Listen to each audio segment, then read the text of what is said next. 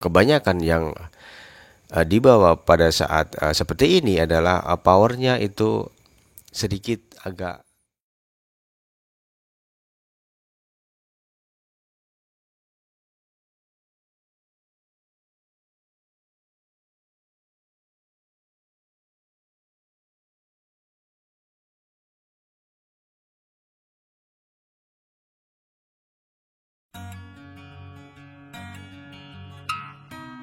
Assalamualaikum warahmatullahi wabarakatuh. Warahmatullahi mania, kicamania, sehobi, senusantara. Apa kabar kalian? Semoga sehat ya, amin.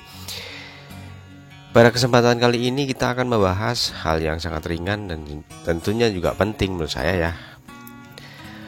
Dalam kehidupan kita ini tentunya juga kita itu punya yang namanya cita-cita. Dan kita juga pasti punya kemampuan ya. Jadi setiap orang itu seperti hobi, seperti kemampuan. Nah itu beda-beda. Seumpamanya kita itu hobi memasak ibaratnya ya. Jadi suatu ketika kita selesai sekolah SMA umpamanya, kita lanjut ke kursus memasak gitulah ya. Kemudian ada suatu sekolah yang di situ menyediakan ataupun memfasilitasi bagi siswa yang ingin menguasai dalam bidang memasak. Ada yang memasak masakan Indonesia, ada yang menguasai masakan Eropa. Nah itu beda-beda. Dan tentunya kita harus memilih di situ ya. Kita nantinya pengen masak itu masakan apa, barangnya gitu. Nah, ketika di lomba juga seperti halnya kita mempunyai burung murai batu itu juga nggak boleh asal dalam menggantangkan ya. Ada catatan-catatan tertentu yang kita harus pikirkan dan juga kita harus pilih ya. Seperti kita ketahui bahwa event organizer yang ada di Indonesia seperti Independen, BNR, Golawe, Raja, Orik, KHI, nah itu banyak kan ya. Jadi di situ biasanya punya pakem ya, tetap lah ya punya pakem. Ya walaupun beda-beda, tetapi nggak jauh-jauh. Yang namanya adalah yang pertama durasi kerja, yang kedua irama lagu, yang ketiga volume, dan yang keempat adalah gaya di situ. Dan di sini juga satu persatu kita akan bahas ya, apa saja sih itu dan maknanya apa saja ya. Nah, seperti itu. Durasi kerja artinya burung murai batu itu ada awal kerja, kemudian di tengah-tengah itu kerja, dan di akhir juga kerja. Biasanya durasi penjurian itu ya menyesuaikan apa banyak pesertanya berapa, kemudian harga tiketnya berapa, kemudian sudah ketemu atau belum murai batu yang layak konser. Nah di situ kan tergantung perbandingan ya antara burung satu ataupun peserta satu dengan yang lain dan gitu. Yang kedua adalah irama lagu. Jadi di situ adalah mencakup yang namanya masteran ya, dalam arti murai batu juga harus bisa menirukan kicauan burung lain seperti kenari, lobot, jenggot, cililin, kapas tembak, pokoknya banyak. Nah itulah yang dinamakan adalah irama lagu. Nah itu juga nantinya juga harus bervariasi juga di situ. Kemudian cara bawanya juga ada yang cuman mukul dalam arti pukulan atau tembakan, dan juga ada yang membawanya dengan cara dirolkan atau ngerol gitu ya. Jadi kita akan bahas nantinya. Kita akan spesifikasikan dulu satu persatu. Kemudian yang ketiga adalah volume. Jadi ketika burung murai batu itu berkicau, dia itu ada yang volumenya rendah, kemudian ada yang volumenya tinggi, dan ada yang volumenya sedang, bahkan ada yang cuman ngeriwe kayak merayu gitu ya. Nah, di situ juga ada nilai plusnya.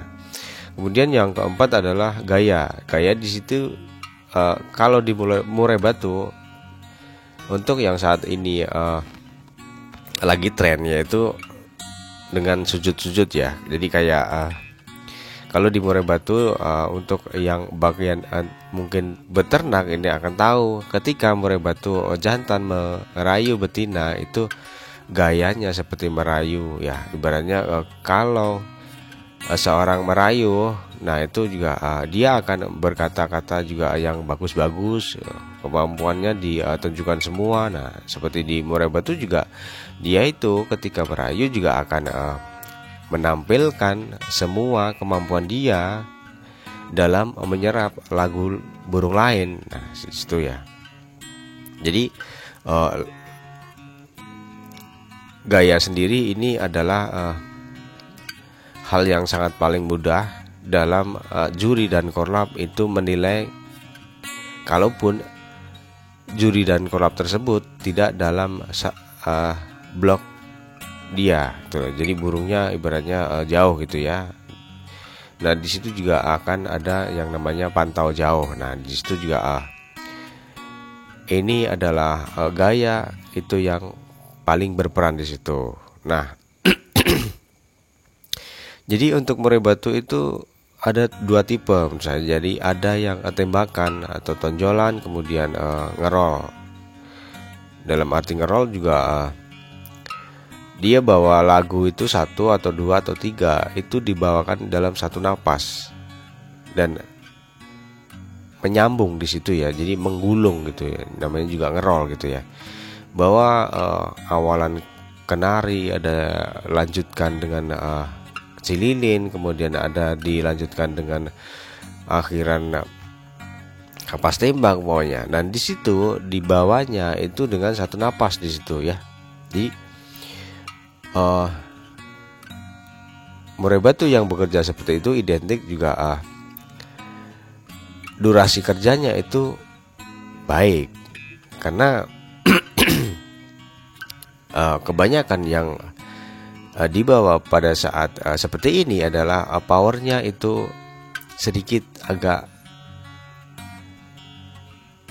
lebih rendah daripada murai batu yang tipikal mukul. Dalam arti mukul di sini adalah dia bawa lagu itu satu lagu, tetapi power kemudian volume ini dia munculkan dengan maksimal ya.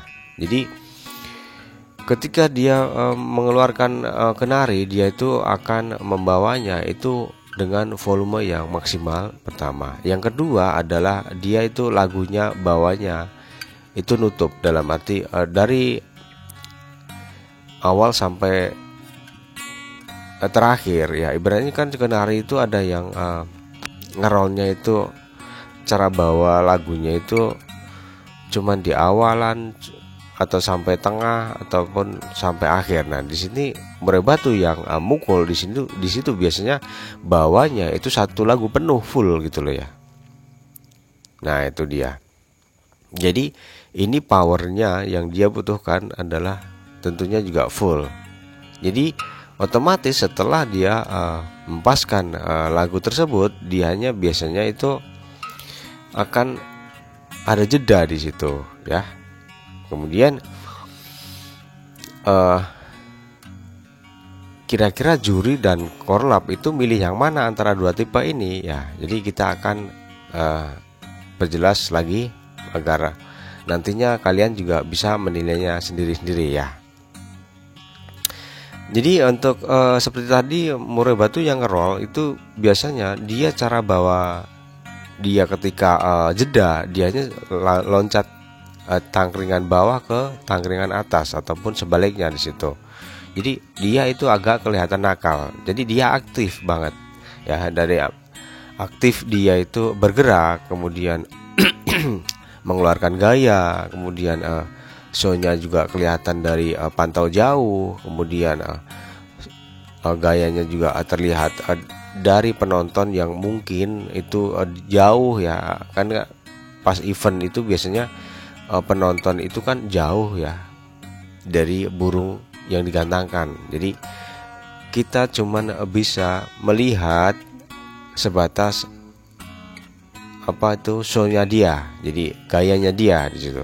Kita nggak akan bisa yang namanya mendengarkan ataupun irama lagu apa yang dia bawakan dan volume seberapa dia yang lontarkan di situ ya. Kemudian untuk tipikal tembak sendiri ataupun mukul, nah di sini dia itu dalam bergerak itu kurang aktif di sini. Nah itu, jadi dalam arti ini show-nya itu kurang begitu menonjol ya. Jadi ketika dia nembak ataupun mukul, bawakan lagu kenari utuh gitu ya, dia itu cuman mungkin ya tegap aja, kurang bergerak, kurang aktif di situ. Dia yang dia tonjolkan lagunya panjang dan powernya juga tinggi dan volumenya juga keras di situ. Tetapi kalau ibarat penonton itu jaraknya jauh dengan burung murai batu itu tentunya juga kita nggak akan mendengar gitu loh ya. Dan juga show-nya juga nggak begitu menarik dari kejauhan, dan juga korlap dan juri yang memantau jauh. Nah dari situ kalian mungkin bisa menilai kira-kira mana yang lebih saya sukai di situ ya. Itu ya. Kemudian setelah kalian simpulkan, tentunya juga kalian bisa menilai kriteria burung kalian. Mungkin ada yang memukul, mungkin ada yang ngerol, dan setelah itu kalian simpulkan. Kalian jangan begitu saja gantang di EOA, EOB, EOC di situ ya. Kalian harus bisa tempatkan, oh kemampuan burung saya itu seperti ini. Kemudian EOA umpamanya itu yang dicari juri sama korlapnya itu tipikal mukul ataupun tipikal ngerol. Nah di situ kalian tentukan, karena juga biasanya setiap EO itu menerapkan dalam perbandingan ataupun mencari burung, menilai burung itu beda-beda. Jadi kalian harus bisa membedakan agar kalian nggak salah pilih. Ya di situ ya. Jadi ini aja ada manfaatnya juga. Kenapa juga harus kita berikan kriteria ya. Jadi biar nggak kondangan terus gitulah ya. Ibaratnya seperti itu ya.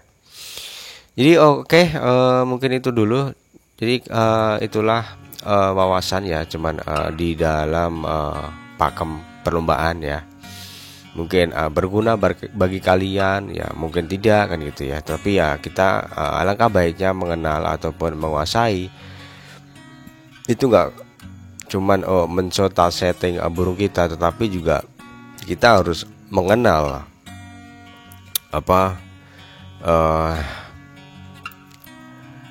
hal-hal yang tentunya di dalam perlombaan itu yang dicari apa saja gitulah ya.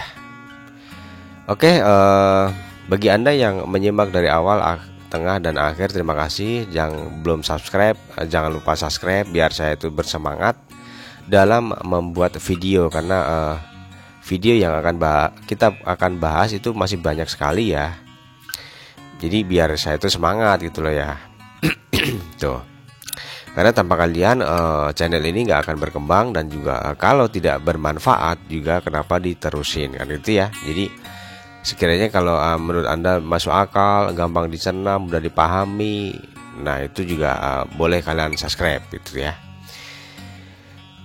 Mohon maaf bila ada salah kata ataupun candaan ataupun perkataan yang tidak berkenan di hati kalian. Billahi taufik wal hidayah. Wassalamualaikum warahmatullahi wabarakatuh.